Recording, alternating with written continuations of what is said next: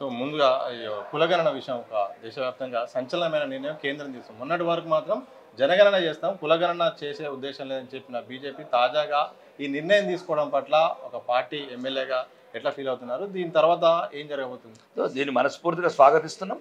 ఇది భారతీయ జనతా పార్టీ విధానంలో ఒక విధానం. ఇది 2010లోనే సుష్మా స్వరాజ్ గారు భారత ప్రభుత్వానికి సమర్పించారు. మన్మోహన్ సింగ్ గవర్నమెంట్కు ఆల్రెడీ కులగణన చేయాలి, మేము అంగీకారం తెలుపుతామని భారతీయ జనతా పార్టీ తెలిపింది.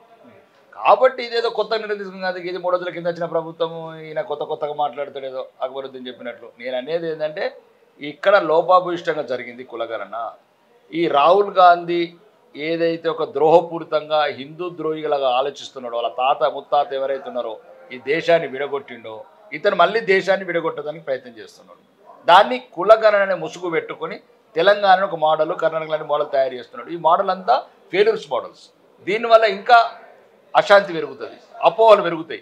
ఎందుకంటే సరైన లెక్కలు లేకపోతే ఇప్పుడు కొన్ని విజయాల్ని ఉదాహరణకు 2011 నుంచి 2020 మనం ఏదైతే చేశారో వీళ్ళు కొందరు ఉన్నత వర్గాలేమో తగ్గినట్టు చూపించారు, పెరిగినట్టు చూపించారు, బీసీలేమో తగ్గినట్టు చూపించారు. అంటే ఇట్లాంటి కులగణన దేనికి ఉపయోగపడుతుంది? మళ్ళీ ప్రాంతాల మధ్యన వర్గాల మధ్యన చిచ్చు పెట్టడానికి ఏదో కుట్ర జరుగుతున్నదని మేము తెలుసుకొని, అలానే భారత ప్రభుత్వం ఎప్పటి నుంచో అనుకుంటుంది. ఈ 65 సంవత్సరాలుగా వాళ్ళు ఎప్పుడైతే కాంగ్రెస్ ప్రభుత్వం అధికారం ఉన్నప్పుడు నెహ్రూ కావచ్చు, ఇందిరా కావచ్చు, రాజీవ్ కావచ్చు, వాళ్ళు చేయలేదు. ఈరోజు రాజకీయం చేయాలనుకుంటున్నారు. కాబట్టి అలా రాజకీయం అడ్డుకట్టేయాలంటే ఇదే సరైన నిర్ణయం అని భారత ప్రభుత్వం నిర్ణయించేస్తుంది.